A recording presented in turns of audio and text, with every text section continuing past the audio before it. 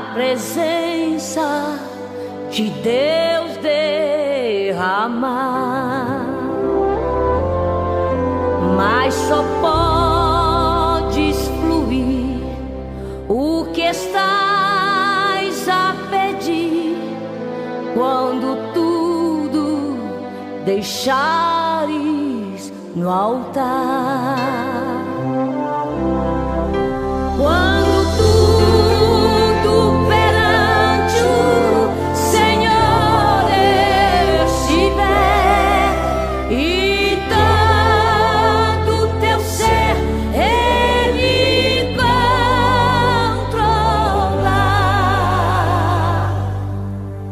só então hás de ver que o Senhor tem poder quando tudo deixares no altar.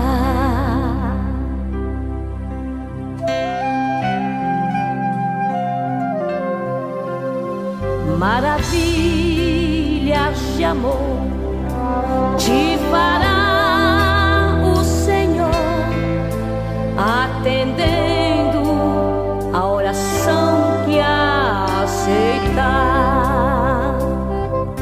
Estamos na casa do Senhor para orarmos, para adorarmos, estudarmos a sua palavra. Amém? Quero cumprimentar você que está assim do seu lado, bem-vindo. Hoje nós queremos falar sobre o exemplo de Abraão. Amém?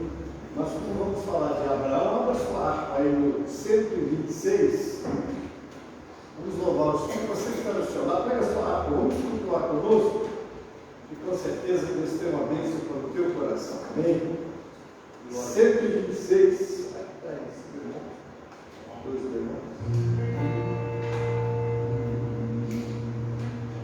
Bem-aventurado que confia no Senhor, como fez Abraão. Ele ainda que não via, e assim a fé não foi em vão. É feliz quem confia nele, toda a vida estamos no Senhor.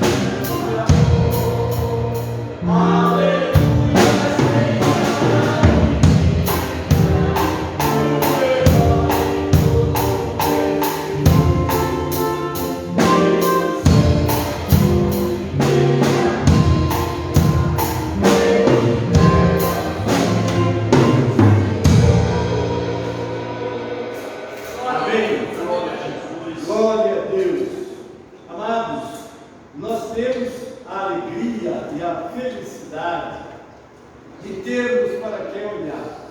Alguém disse com muita razão que nós entendemos a vida olhando para trás. Uma vez fui censurado na internet, eu falei errado, mas eu fiquei com a minha convicção, porque eu já aprendi muita coisa com o que vivi, acho que todos nós.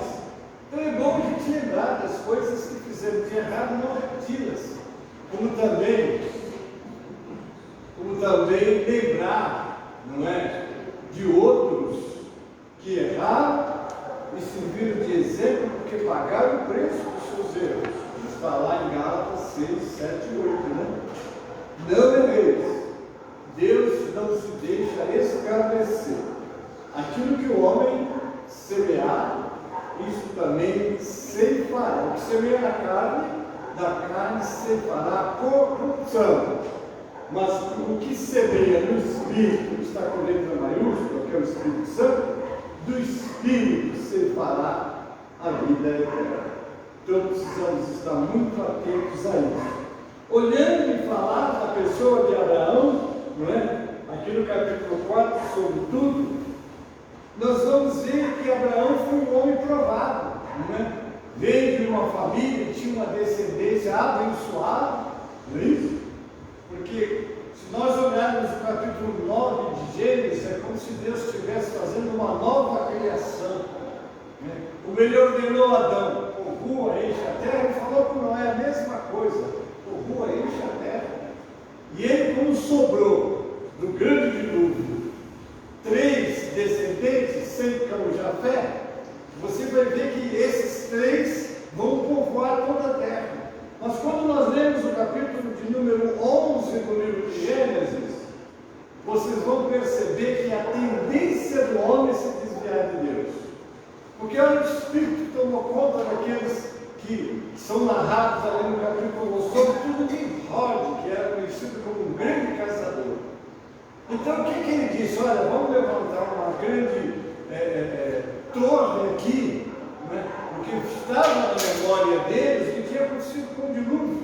Então eles queriam se resguardar do dilúvio. Mas quem trouxe o dilúvio? Deus.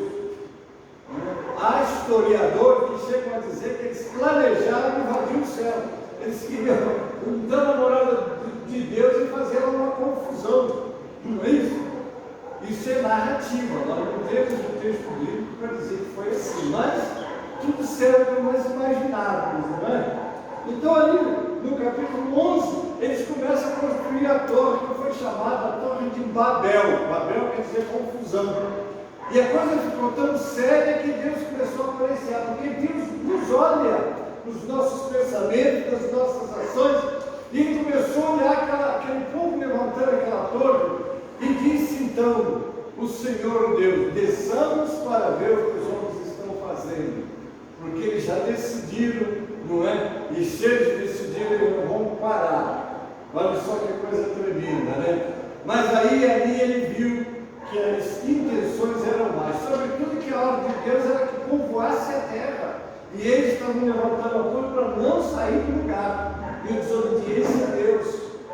Então Deus vai fazer uma coisa com eles, confundiu a língua deles. Foi ali, segundo os melhores historiadores, que nasceu os idiomas, não é? Os idiomas. Uma vez eu estava vendo a professora dando aula, ela disse: foi ali que nasceu os idiomas.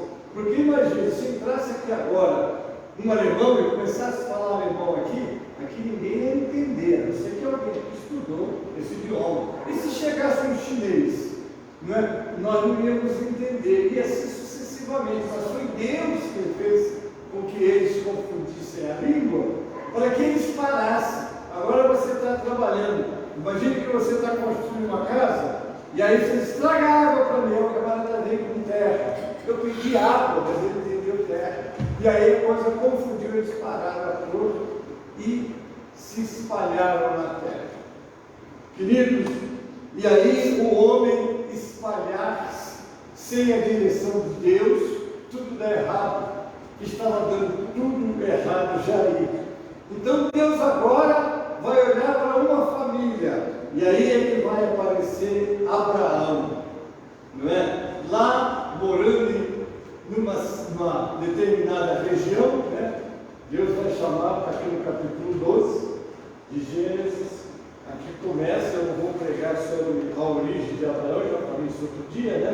Então, ele vai a Harã, estamos habitando em Harã, né? E ali Deus vai chegar e vai convidá-lo. E curioso é que ali era um lugar de idolatria, porque a idolatria tomou conta da humanidade. O povo perdeu o contato com Deus. É muito ruim isso, irmãos. Porque sempre que nós perdemos o contato com Deus, daí é que Deus então resolveu colocar nas mãos dos homens algo escrito, não é? Quando houve a invenção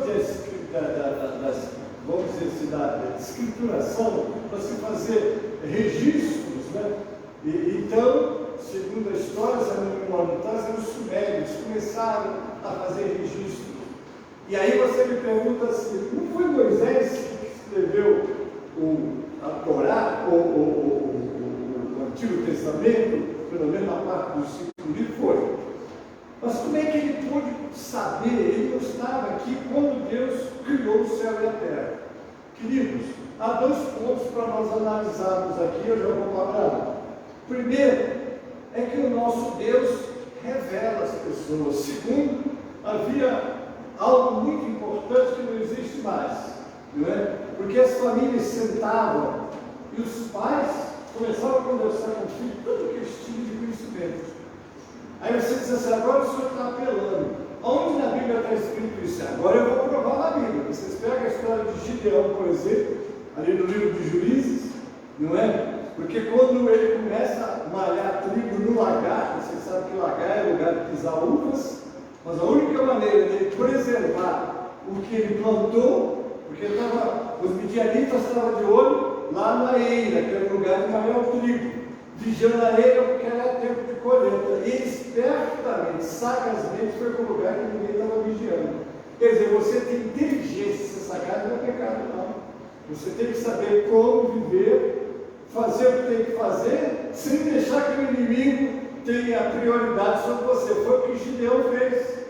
E ele ali desce o Senhor, né? Desce o Senhor e vai começar a conversar, porque admirou. Ele começou a admirar aquele moço, o esforço dele, o trabalho dele, porque naquela ocasião eles plantavam e os midianitas vinham e tiravam o que eles tinham, e eles estavam assim sendo perseguidos por causa dos pecados deles, do erro deles.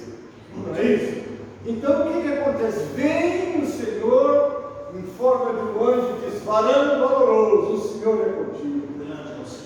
Que palavra boa, eu queria receber uma palavra dessa. O Senhor é contigo. Quem que pode dizer isso aqui? O Senhor é comigo. Levanta a mão e diga bem alto, o Senhor é comigo. Quem tem? Que glória é Jesus. O Senhor é contigo. Você vê que a coisa estava tanto na preocupação dele, que quando houve essa manifestação, vamos dizer, essa teofania, essa angelofania, que é a manifestação de Deus de uma forma a ser revelada visivelmente para o homem, não é? Aí você vai ver que ele de pronto responde, se o Senhor é conosco, por que nós estamos aí? Ele começa a falar, que dê aquilo que nossos pais nos contaram, que Deus fez com eles. Olha só, na memória dele as promessas, o que Deus tinha feito veio logo na memória. Isso prova o quê? Que de fato eles sentavam, os mais velhos passaram para os mais novos a sua experiência. Aliás, nós precisamos sentar com os nossos filhos e contar para eles o que Deus fez nas nossas vidas, as nossas experiências, porque isso vai firmando neles, fixando neles o Deus verdadeiro que nós servimos. Porque tem pais hoje que compram um tablet, compram um celular, enfim, de modo que o filho não lhe incomode muito e não senta com o filho e abre a sua Bíblia. Eu tenho um pastor, uma igreja que se chama Pastor Samuel Ferreira Neto. Todas as manhãs ele senta com a esposa e faz um culto doméstico com a esposa, abre a Bíblia e torna-se o público, eu recebo, e muitas pessoas recebem também. Então são palavras, ou experiência como essa Samuel Neto, não é? Então, nos abençoa com essa palavra, mas é aquele culto doméstico, não é? Desprezado. Isso não está na moda mais não. Pastor, isso não é para o nosso tempo, isso era para antigamente. Pode ter sido antigamente, mas precisa ser hoje também. Sentar, abrir a Bíblia e mostrar quem é o Senhor. Porque você não faz isso com o teu filho, não passa para ele as suas experiências, mas o adversário está sediando ele com modernidade, com coisas que nos separam do Criador. E aí está o assunto, não é verdade? Então era assim que as Escrituras vinham. Depois Moisés registrou e começou a registrar, e nós temos essa bênção. Olha, nós temos a palavra de Deus nas nossas mãos, e tudo que antes foi escrito, Romanos 15, não é? Versículo 4, deixa eu ver se eu não erro, só para que a gente guarde esse versículo. Eu não estou fugindo de Abraão, não, pode deixar. Eu disse Romanos 15, versículo 4. Olha o que diz: porque tudo que antes foi escrito, para o nosso ensino foi escrito, para que pela paciência e consolação das Escrituras tenhamos esperança. Os dias se aproximam e eles não serão melhores. O que vai acontecer? O que vai acontecer? Esse microfone está um pouco fraco. Não sei se está sem retorno por isso. Mas o que vai acontecer? Não sei. Mas o que importa é que essa palavra esteja nas nossas vidas, na nossa memória, também dentro do possível, e até com sacrifício também na mente da nossa família, dos nossos filhos, porque é a palavra de Deus que nos fortalece. Aqui estão as promessas, aqui estão os feitos de Deus, e isso é muito importante. Eles passavam isso para os seus descendentes, e daí é que tudo isso chegou a nosso conhecimento, e é muito importante que nós estejamos assim atentos a isso, irmãos, não é? Provérbios 22:6: instrui o menino e a menina no caminho que eles devem andar, e até quando envelhecer, eles não vão se desviar dele. Não importa o que é de moderno, não importa o que diz a escola, o que diz os vizinhos, o que diz as pessoas, o que diz até a sua família, o que importa é o que este livro nos ensina, que é lâmpada para os nossos pés e luz para o nosso caminho. Amém, queridos? Então, nós vamos ver que Abraão é tirado da terra dele, porque a terra é idólatra, o mundo vive a idolatria, e nós, como diz o texto sagrado, sabemos que somos de Deus, e o mundo inteiro jaz no maligno. Então, queridos, nós entramos agora, no exemplo de Abraão, Este capítulo 4 do livro de Romanos é central para a afirmação de que a justificação ocorre apenas pela graça de Deus mediante a fé. Os versículos 1 a 8 demonstram que a justificação é um presente, não é algo que se obtém pela realização de obras. Os versículos 9 a 12 afirmam que Abraão estava justificado antes mesmo de ter sido circuncidado, o que implica em dizer que a circuncisão não é o fundamento da justificação. Os versos 13 a 17 provam que a justificação existe desde a época de Abraão, ou seja, centenas de anos antes da lei de Moisés já havia a justificação. Logo é impossível que a justificação esteja baseada na lei. Os versículos 18 a 25, que é o que completa o capítulo 4, não é? Resume o argumento de Paulo, concluindo que Abraão foi justificado pela fé e não pelas obras. Fé, o que é fé? Fé, definido pelo capítulo 11 do livro dos Hebreus, do versículo fé, é o firme fundamento das coisas que se esperam e prova das coisas que se não veem. Por que nós precisamos de ouvir a palavra? Lá em Romanos 10, 17. A fé vem pelo ouvir e o ouvir pela palavra de Deus. Daí a necessidade de você dar muito valor à palavra. O pastor está lá numa live, ou você está ouvindo em algum lugar alguém falando, abriu a Bíblia, você deve parar. Não é? Parar para ouvir. Né? Ouvir no sentido de dar atenção. Não é ouvir a palavra e deixar o pensamento devagar. Devagar para cá, devagar para lá, como que procurando alguma coisa, não. Fica firme. Fica prestando atenção para você ser abençoado. Vamos lá. O seu bom argumento se concentra no episódio entre Abraão e Isaac, seu único filho, onde o patriarca obedeceu à ordenança divina para sacrificá-lo. Que coisa séria. Abraão, abençoado, saiu, teve aquelas experiências um pouco amargas, mas uma coisa Abraão tinha com ele: Deus estava com Abraão. Aí é que está. Deus estava com Abraão. Então, não obstante as lutas e provas, teve uma hora, né? Porque a grande expectativa de Abraão estava na promessa de Deus. Qual era a promessa de Deus? Ele, 75 anos, casado com uma mulher estéril, não é? E Deus veio e disse para ele que dele vai sair uma grande multidão, mas só poderia ser comparada às estrelas do céu ou areia do mar. Agora imagine que família, como é que seria a família dele? Mas ele recebeu essa promessa quando tinha 75 anos. Quando Isaac nasceu, ele já tinha 100 anos. Foram 25 anos, não é? E aí nós vamos ver o que aconteceu com Abraão. Porque quando Isaac chegou, você já imaginou como é que ficou o coração daquele velho? Não é? Velho, pastor velho. Imagine o coração dele. Chegou o meu Isaac. Isaac de manhã levantava, via aquele menino correndo, filho da promessa.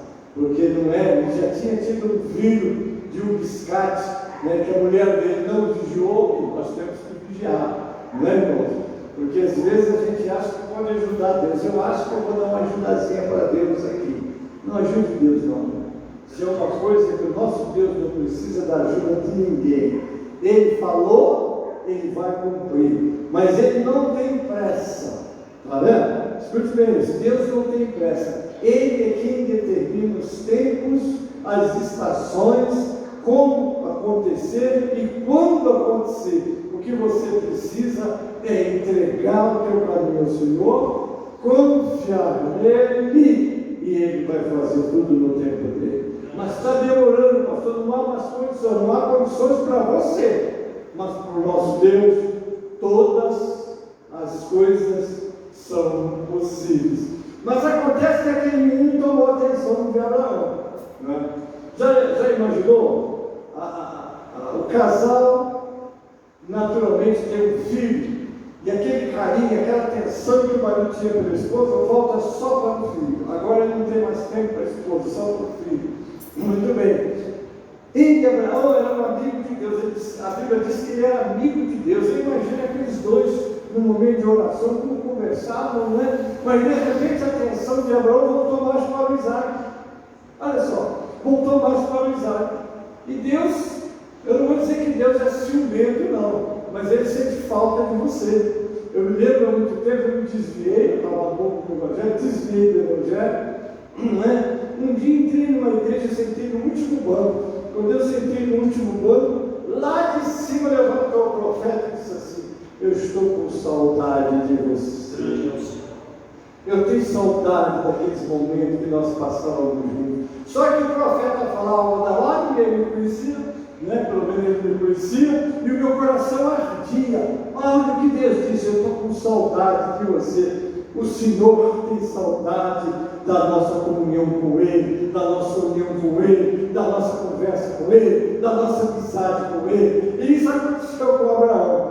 Deus disse assim: deixa eu ver se esse rapaz ainda me ama mesmo. Será que o Isaac tomou o meu lugar? Isso é uma imaginação, né? Mas tem sentido. O que é que Deus? Eu vou fazer uma prova com Abraão. Abraão, pega o teu filho, aquele que tu amas, vai lá no monte que eu vou te mostrar e me oferece ele sacrifício. O que fez Abraão? O meu primeiro pastor se chamava, que está na glória, Paulo Levas Macalão. Paulo Levas Macalão escreveu lá, um dos livros que ele escreveu, ao pé do monte do supremo sacrifício, profunda dúvida entrou em Abraão. Eu nunca achei esse momento de Abraão com Deus na Bíblia. O que eu achei foi que ele pegou o filho, pegou os moços, pegou o que precisava pegar e saiu para o caminho, foi fazer o que Deus mandou. Às vezes você olha assim, mas Senhor, não é? Eu estou assim, eu tenho isso vai me custar muito caro. E por que você está preocupado? Você não crê que Deus está no controle de todas as coisas? E segundo, que Deus não é, sabe? Se você tem essa convicção do teu Deus, você não deve questionar aquilo que Deus te mandar. Faz como Abraão, vai e faz.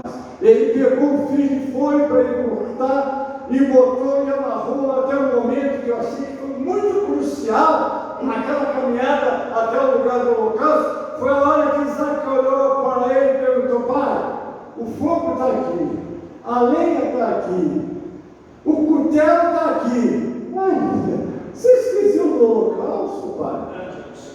Você esqueceu, pai? A gente já fez em outras ocasiões sacrifícios, mas a gente trouxe todos os elementos. Está faltando um cordeiro para o holocausto, pai. Eu acho que o coração nessa hora de Abraão queimou, irmãos. Mas ele olhou para o filho e disse com aquela convicção que a Bíblia me transmite: Deus para si cordeiro proverá. Os entendidos na língua hebraica diz que é o chamado Jeová Jireh. Deus proverá. Irmãos, nisso tudo eu vejo por que esse homem é intitulado o pai da fé, não é? Ele creu.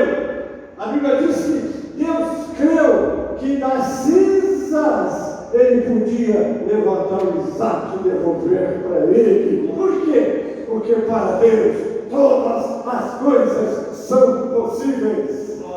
Mas você tem que crer, querido, para Deus mas você tem que crer, porque na nossa vida como servos de Deus, às vezes somos submetidos à prova, e que você olha assim e diz assim: mas meu Deus, como será? Não diga para Deus como será, diga: Deus proverá. E na hora dele, vamos dizer, se executar o filho, ele amarra o filho. Eu imagino como é que Isaac ficou, olhando para o pai amarrá-lo, olhando para o pai colocá-lo no local do sacrifício, e depois vendo o pai levantar o cutelo. Quando ele levanta o cutelo, que ele vai Abraão, Deus intervém. Agora eu sei que tu deves ao teu Deus. Por causa disso, aí as promessas se renovaram para Abraão. Oh, glória a Deus! O seu bom argumento se concentra no episódio entre Abraão e Isaac, seu filho, onde o patriarca obedeceu a ordenança divina para sacrificá-lo. Paulo mostrará que Abraão acreditou contra a esperança e não duvidou da promessa de Deus, porque a promessa de Deus que não falha, meus irmãos, é que de ti eu vou levantar uma grande nação, e por muitas nações você vai ser pai. Paulo está ministrando sobre a justiça e fidelidade de Deus, afirmando que elas são independentes de opinião e de nosso comportamento pecaminoso. Aliás, isso só confirma sua fidelidade e justiça. Se você crê em Deus, faz a obra de Deus, não olha para as circunstâncias, nem se preocupa com a adversidade, porque o teu Deus está do teu lado e vai fazer você abençoar a sua caminhada. Ainda que todos os homens te digam: não faça isso, tome cuidado. Eu sei, porque eu tenho crido. A partir disso, Paulo mostrou que não há nenhum justo e que todos estão destituídos da glória do Pai. E em seguida mostrará que a prática da lei não salvará. porque somos incapazes de obedecer completamente, torna este um caminho impossível. Por você, Louvado seja Deus. e pela tua capacidade, não vai fazer nada no reino de Deus, mas deixa Deus te usar. Toda a experiência de Abraão, obedeça sem questionar. A justiça salvadora e graciosa é revelada em Jesus. A propiciação perfeita e o sacrifício vivo na cruz. Deus ama a humanidade, uma parcela escolhida por Ele anteriormente, a obra redentora e poderosa. Aí você diz assim, pastor, então Deus já escolheu os salvos? Não existe salvo escolhido, existe salvo o que creu. A condição é sine qua non. Crê no Senhor Jesus e será salvo, tu e a tua casa. Quando você crê, você entra na condição do escolhido. Se você não crê, você não está nessa condição. A condição é crer. Aquele que crê será salvo. Abraão era pai da nação hebraica. Lá em Gênesis 12:3, os judeus comumente acreditavam que o patriarca havia guardado toda a lei antes que ela fosse entregue no Monte Sinai. Lá em Gênesis 16:5, de modo que ele tivesse algo para se gloriar. Paulo refuta essa ideia, mostrando que Abraão foi justificado pela fé e não tinha de que se gloriar. É a fé, é firme, não é? Porque a fé é o firme fundamento das coisas que se esperam e prova das coisas que se não vê. Por isso que ele escreve em 2 Coríntios 4:18, não atentando para as coisas que se veem, mas para as que não se veem. As que veem são passageiras, as que se não veem, elas são eternas. Viu? A partir disso, Paulo mostrou que não há nenhum justo, e que todos estão destituídos da glória do Pai. E em seguida mostrará que a prática da lei não salvará, porque somos incapazes de obedecer completamente, torna este o caminho possível. A justiça salvadora e graciosa é revelada em Jesus, que é a propiciação perfeita e o sacrifício vivo na cruz. Amém, queridos? Abraão era o pai de muitas nações de Sem, né? E Paulo refuta essa ideia. Vamos lá, Paulo que diz, a Escritura, Abraão creu em Deus, e isso lhe foi imputado como justiça. Isso é tremendo, né, queridos? A tradição deve dar lugar às declarações claras das Escrituras. Está em Gênesis 15:6, e o texto citado por Paulo, não é? E creu Abraão no Senhor. Ele creu. O que é crer? É acreditar e muito mais do acreditar. Botar em prática aquilo que diz que acredita. Mas vamos lá. Né? O salário paga a dívida. 4, é o verso 4. Aquele que trabalha, não lhe é imputado o salário segundo a graça, mas segundo a dívida. Mas aquele que não trabalha, mas crê naquele que justifica o ímpio, a sua fé é imputada como justiça.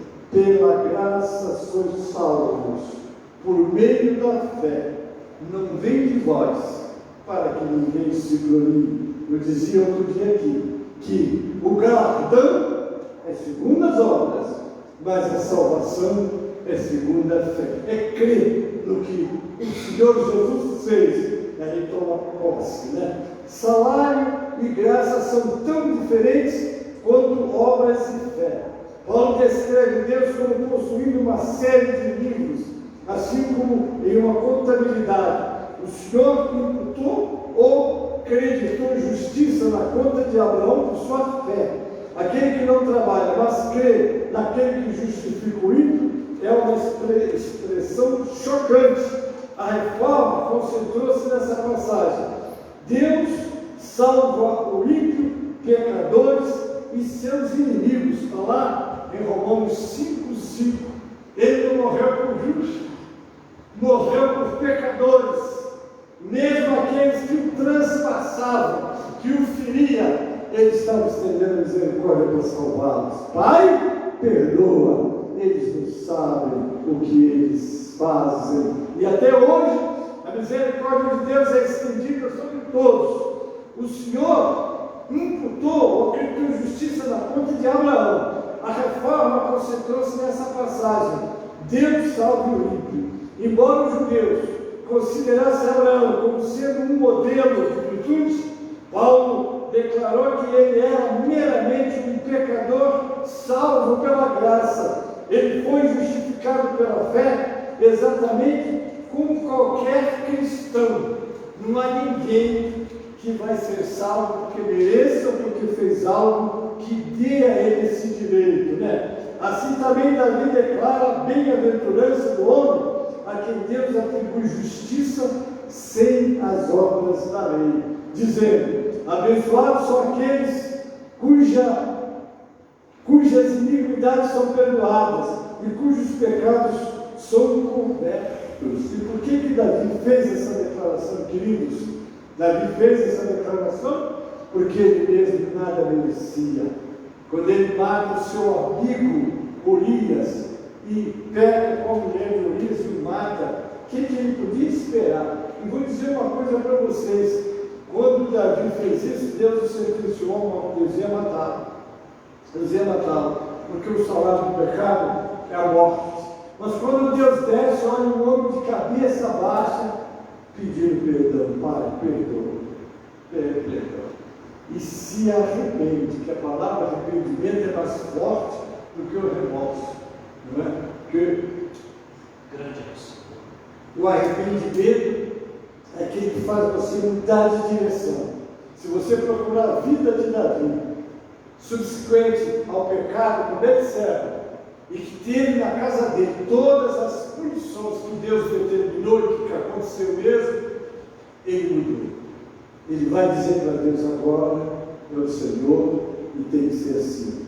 Porque o arrependimento é uma palavra grega, metamorfo, quer dizer mudar de direção. A pessoa que comete um erro hoje e chega na igreja e pede perdão, mas depois vai e comete de novo, ele ainda não se arrependeu. Porque ele vai se arrepender quando ele lutar contra aquilo que está vencendo ele. Não é? Sempre o pecado vai depender de você e de mim vencê-lo. Está lá no capítulo 4, 7 de Gênesis, quando Deus disse para Caim: o pecado já está porta, está aí, ele quer te destruir. Mas cabe a você dominá-lo e não ser dominado por ele. Sempre vai ser assim. Ah, pastor, olha, eu queria seguir a Jesus, mas aí não dá nada mais, que derruba tudo que você quer. Mas eu sou fraco. Você é fraco e eu sou fraco. Por isso, Deus nos deu o seu Espírito, para que pelo Espírito Santo, por isso que ele diz: viver no Espírito e não satisfareis os desejos da carne. A carne quer te levar para o erro, e o Espírito Santo de Deus quer te trazer para a presença de Deus. E aí, se você se submeter a Ele, você será sempre vencedor, né? Abençoado é o homem que o Senhor não imputa o pecado. Davi, maior rei de Israel, cantou a respeito da bem-aventurança que Deus lhe deu no perdão dos seus pecados deliberados. Nenhuma justiça de obras está aqui.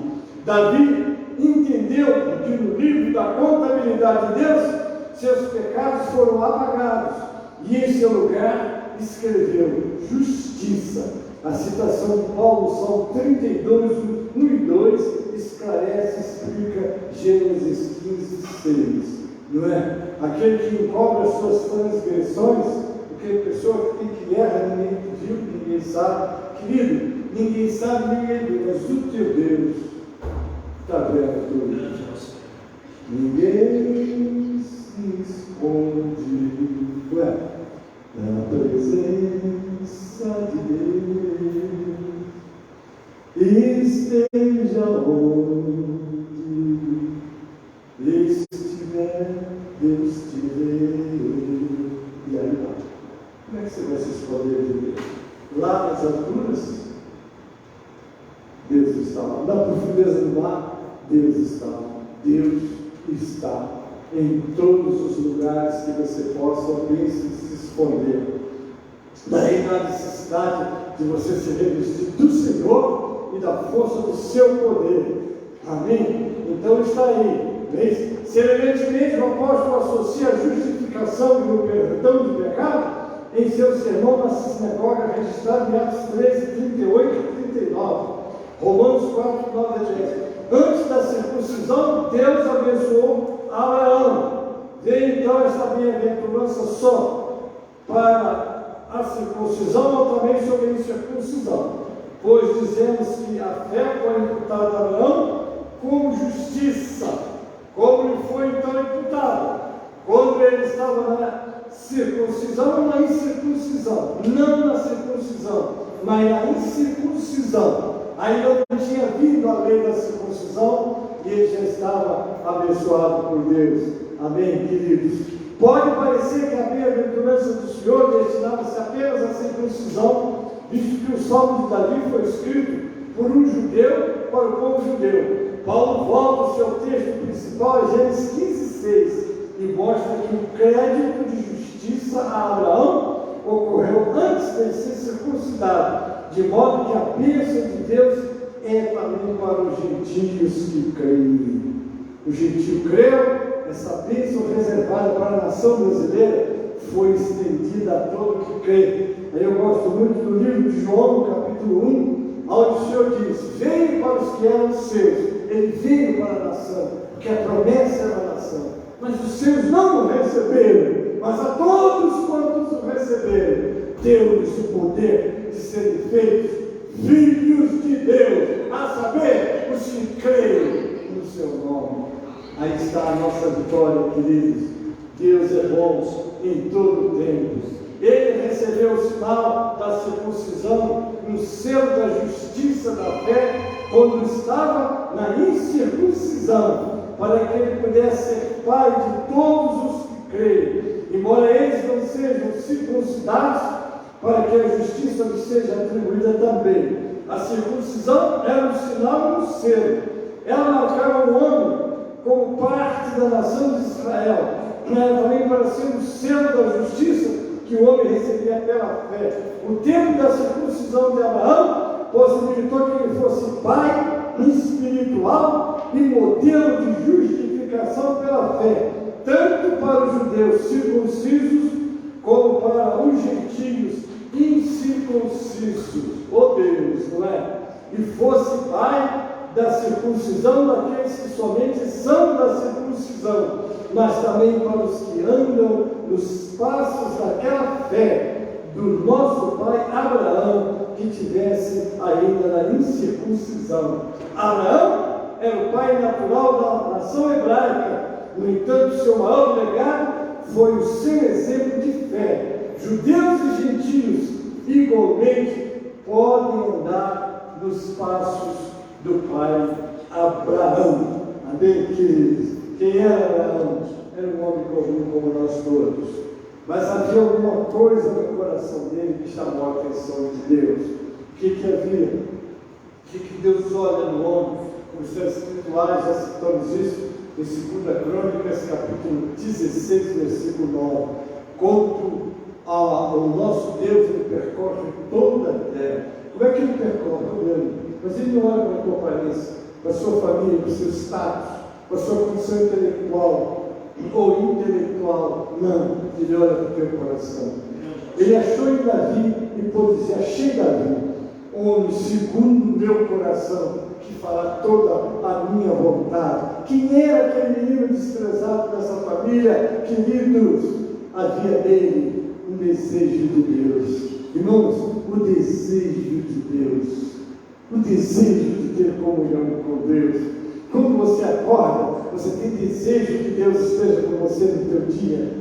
Naquele dia você ora: Senhor, estou começando esse dia, vamos lembrar da oração de Salomão: me ensina a entrar, me ensina a sair, me ensina a falar, me ensina a ouvir, porque os olhos de Deus, como diz o salmista em outro salmo, os meus olhos procurarão os fiéis da terra, para que estejam comigo. O que anda no caminho reto, esse me servirá. O que usa de engano não ficará dentro da minha casa. O Senhor está selecionando conversava com alguém sobre denominação, igreja A, igreja B, igreja C, ministério esse, ministério aquele, e os olhos de Deus estão sobre todas essas igrejas.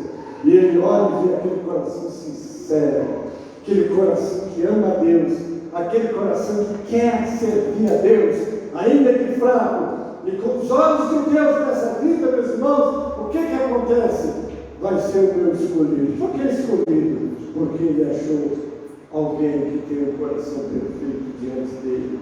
Está aí, né? Porque a promessa que havia de ser herdeiro do mundo não foi feita pela lei de Abraão, nosso semente, mas pela justiça da fé.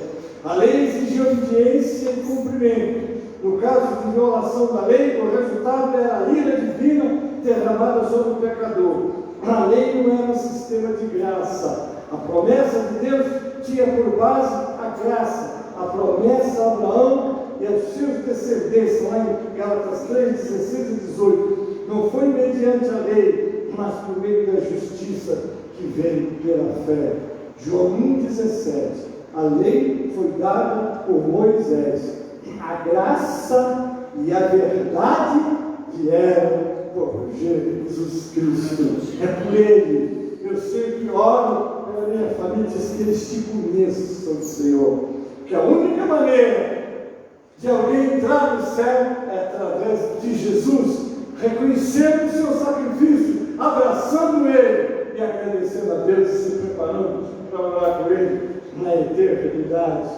Porque se os que são da lei são herdeiros, logo a fé é vã e anulada a promessa, porque a lei opera a ira, pois onde não há lei não há transgressão. Se a herança da promessa vinha pela obediência legal, então o caminho da fé é vã, e ainda ninguém herdará a promessa, uma vez que ninguém pode cumprir satisfatoriamente a lei. Que era a lei para os judeus? Eram 613 princípios. Imagina, quando Deus deu a lei a Moisés, ele pegou todos esses ensinamentos e transformou em 10, que é chamado de decálogo. Ali está o coração da lei.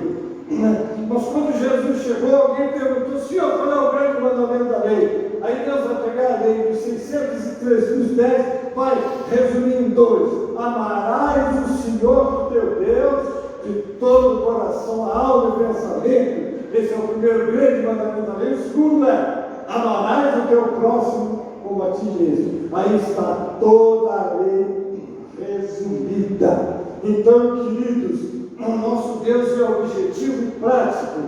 Amém? Daí a necessidade de nós estarmos muito firmados no Senhor. Amém, queridos?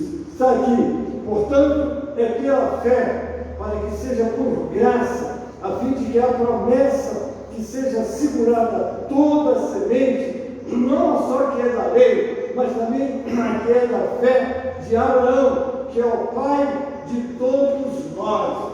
Agora Paulo está incluindo todos os gentios na promessa de Deus, e isso é verdade. Amém, queridos? Então está aí, como está escrito: eu tenho feito de ti um pai de muitas nações.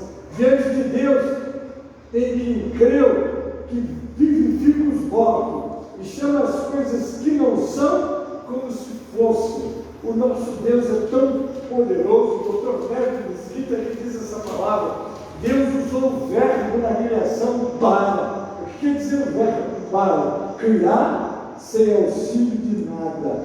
Quando alguém chama Deus de supremo arquiteto do universo, eu trabalhei com arquitetos. O arquiteto para criar, eles são criadores de belas construções, como foi do Himalaya. Eu vou trazer para minha neta, né? A Samara, ela é uma arquiteta também. É isso? Então eles, para fazer uma obra, eles param, idealizam, mas eles precisam de elementos para serem colocados existentes. O nosso Deus não precisa. Ele chama a existência as coisas sem o auxílio de nada. É o poder da palavra: faça-se, e a coisa acontece. Amém, amigos? Aí está. A promessa de Deus vem pela fé, de modo que ela pode ser garantida tanto a judeus como aos gentios. Portanto, para torná-la certa, a promessa era de acordo com a graça. Abraão também recebeu a promessa de ser pai de muitas nações. O patriarca creu em Deus, do nada criou tudo e vivifica os mortos. Agora imagina, você sabe que entre o mundo existente hoje, Abraão, ele é considerado o pai de todas as religiões, das maiores religiões. Por exemplo, se você falar no islamismo, eles creem que eles são filhos de Abraão, através de quem? Ismael. Porque Ismael é um descendente de Agar, egípcia. E quando eu estudei religiões comparadas, eles tinham a dizer que a verdadeira mulher de Abraão era Agar, e não Sara. Mas esse é o pensamento deles, né? Eles pensam o que eles quiserem, mas a promessa foi feita a Abraão e a Sara, o outro, mas o outro recebeu esse também. Porque já que veio de Abraão, 12 nações, e foi forte. E aí estão os árabes, aí estão, né, essa religião que é a maior do mundo. O islamismo, né, vem deles, mas não tem nada a ver com a promessa de Deus. A promessa era Abraão e o seu filho Isaac. Amém, queridos? Então está aí, né? Já estou caminhando para o encerramento. O qual Abraão, contra a esperança, creu em esperança, para que pudesse se tornar pai de muitas nações, conforme que lhe fora dito, assim será a tua semente. Por que contra a esperança? Porque um homem, para ter esperança de ter filho, tem que estar na sua capacidade humana e física de produzir filhos. E a mulher igualmente, porque o nascimento veio do espermatozoide e também do óvulo, não é? Diz que como o homem ejacula, ele ejacula 100 milhões de espermatozoides. E ele vai exatamente para procurar fazer vir a vida. E a mulher, raramente ela faz, por exemplo. E eles vêm todos, uma vez eu pregava lá no Piauí, tinha uma professora de biologia, ela ria, ela ficava alegre, né? E eu olhava assim para aquela multidão que estava comigo e dizia, vocês que estão aqui são todos vencedores. Porque vocês para nascer competiram com mais de 100 milhões de candidatos à vida. Mas você, fulano, você deu venceu, você está aqui. Ela chegou depois eu queria saber por quê. Era professor lá. Então os irmãos vejam bem, Deus fez isso, mas ele não tinha mais capacidade, estava envelhecido, era envelhecida. Mas houve promessa de Deus? Deus não depende da capacidade humana para cumprir a promessa dele na tua vida. Ele prometeu, ele vai cumprir. E o texto diz, o qual contra a esperança creu em esperança, para que pudesse se tornar o pai de muitas nações, conforme o que fora dito, assim será a tua semente. Parecia humanamente impossível para Abraão tornar-se pai de muitas nações, sendo ele já velho, mas o patriarca colocou a sua esperança na promessa divina. Olha, você não vai conseguir, não há mais tempo, não tem mais condições. Os meus olhos estão no Senhor. Aonde estão os teus olhos?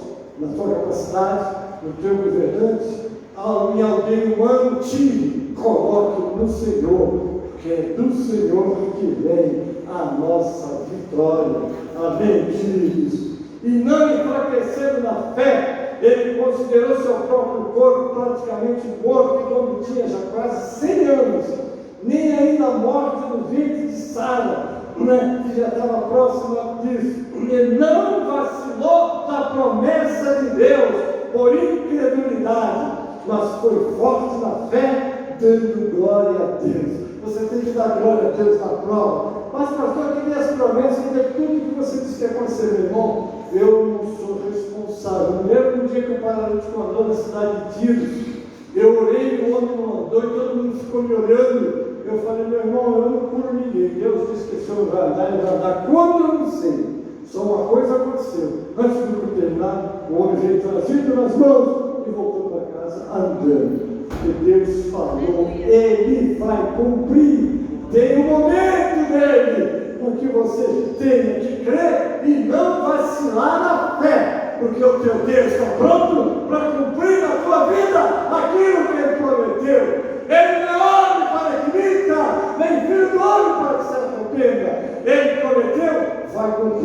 ele falou, não vai deixar de acontecer. Amém, amados? Não é isso aí que nós temos que criar. Abraão fez uma avaliação realista da sua possibilidade para ser pai. Ele já contava de 100 anos de idade, Sara não tinha mais condições. Abraão, no entanto, não duvidou de Deus e o Senhor fortaleceu a sua fé. Se todos estiverem dizendo não vai dar certo, mas você crê, continua, segura nas mãos do Senhor, Ele vai te honrar e vai cumprir o que Ele te prometeu. Amém? Olha, foi escrito não somente por causa dele essas coisas, que isso lhe foi imputado, não é? Mas também por nós, a quem será atribuído aos que creem naquele que ressuscitou Jesus, nosso Senhor, dentre os mortos. Todas as coisas nas Escrituras são para o nosso benefício.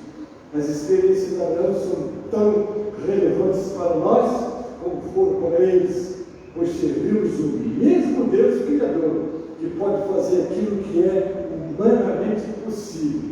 Vamos dizer juntos: se creres, verás a glória de Deus. Aleluia. Aqui ele vai agora passar para Jesus, quem entregou Jesus por nós, o qual Jesus foi entregue por nossas ofensas e foi ressuscitado para a nossa justificação. Jesus foi entregue por nossas ofensas, como prometidas em Isaías 52, 13 até o capítulo 53. Quem entregou Jesus? Foi Judas, Pilatos, sinédrio judaico, Satanás. Certamente todos esses foram os agentes causais na crucificação de Cristo. Mas finalmente foi Deus soberano que a fez acontecer, a fim de cumprir o seu plano de redenção, como está lá em Atos, capítulo 4, 27 e 28, quando nós vamos ouvir de fato Herodes e Pôncio Pilatos reunidos com os gentios e com o povo de Israel nesta cidade para conspirar contra o teu santo servo Jesus, a quem ungiste. Fizeram o que o teu poder e a tua vontade haviam decidido de antemão que acontecesse. Que Deus já tinha determinado a morte de Jesus, eu tinha que morrer para isso ali, não é? Quando Pedro fez aquela observação: não te faça isso, não era Pedro, o próprio diabo, querer tirar Jesus da lição que o Pai lhe tinha dado. Muito cuidado quando alguém te dá conselho, para você sair dos propósitos de Deus. Fique firme, porque aquele que prometeu é fiel para cumprir na tua vida. O Pai entregou Jesus por nossos pecados e o ressuscitou para que o seu servo Jesus justo justificasse a muitos. Está Isaías 53, 11. Eu termino. Por fim, vemos o discurso de Paulo, usando o exemplo de Abraão, quando Deus lhe pede para sacrificar seu único filho a ele. Será que você está pronto? Nós estamos prontos para recebermos uma prova dessa? E desculpe se minha boa palavra, Senhor, seja feita a tua vontade, meu Deus, tem misericórdia, né? Vamos lá. Abraão deve ter tido dúvidas. Eu nunca cito isso, né? Mas estou voltando aqui. Mas se lembrou da promessa que sua descendência seria numerosa, como as estrelas do céu e como os grãos de areia. Então o que veio no coração dele: eu vou matar meu filho. Mas meu Deus é poderoso para levantá-lo das cinzas, porque ele vai queimar a cinza. O meu Deus é poderoso para pegar essa cinza, mas é assim que o meu Isaac voltar. Esse é o Deus que nós servimos, um Deus de milagres. Amém, irmão? Ele trouxe a memória a palavra de Deus, que não mente e que não se arrepende.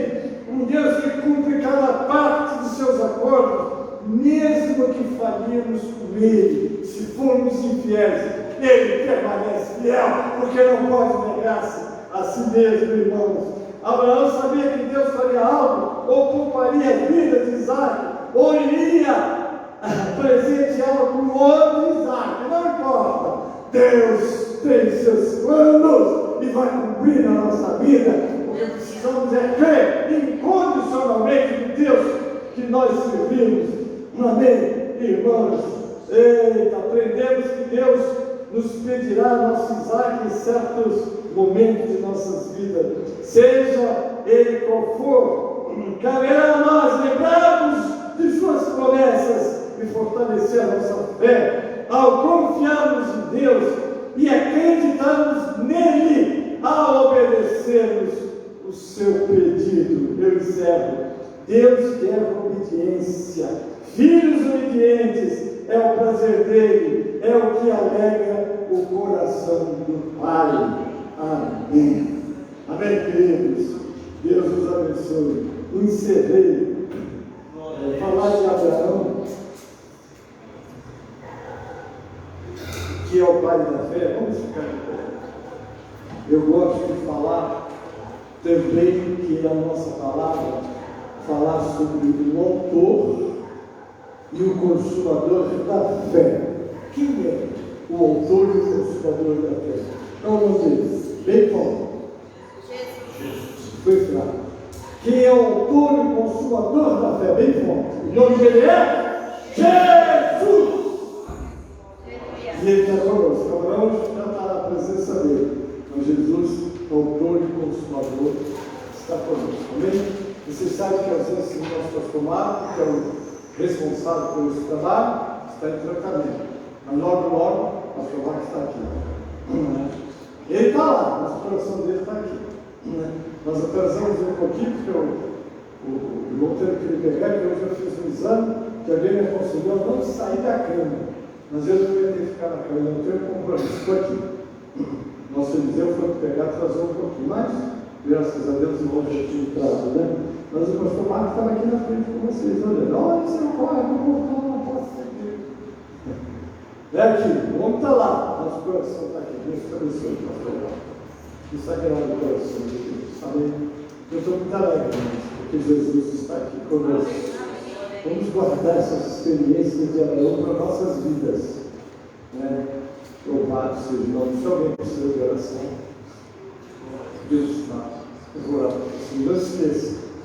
Domingo, 16 horas, estamos aqui com a nossa escola. Dia 18, o nosso culto. Amém? Você que levantou a mão, você do seu lado também, tanto agora como na mensagem matutina também. Vamos apresentar Pai Celeste. Nós te agradecemos pelo dia, eu particularmente pela minha vitória dos exames que eu fiz. Obrigado pela vida dos desejos que o Pai que nos desse, Pai. Nós estamos apaixonados, precisamos de intervenção incolar. Restaura a saúde do teu servo, Pai. Como de todos aqueles que porventura estejam leitos de enfermidades, Pai. Além dos que estão enfermos espiritualmente por qualquer motivo, que o Senhor entre e cure, ó Pai. Para que esta igreja seja uma igreja sadia, para fazer a obra e glorificar o teu nome enquanto é tempo, como disseste lá em João 9. Convém que eu faça a obra daquele que me enviou enquanto é dia, a noite vem, quando ninguém vai poder mais trabalhar. Pai, que sejam tuas mãos sobre todos os que estão nesse salão, dos que estão do seu lado e dos que vão assistir amanhã, que as tuas mãos possam ajudá-los, abençoá-los e socorrê-los. É a nossa oração com ação de graças, em nome de Jesus, para a glória do Senhor Jesus. Amém e amém. A graça do Senhor Jesus, eu recebo. O amor de Deus nosso Pai, Eu recebo. a comunhão e as consolações do Espírito Santo, Eu recebo. seja conosco, amados, e com todo o povo de Deus que está na terra. Aquele que acredita, diga amém.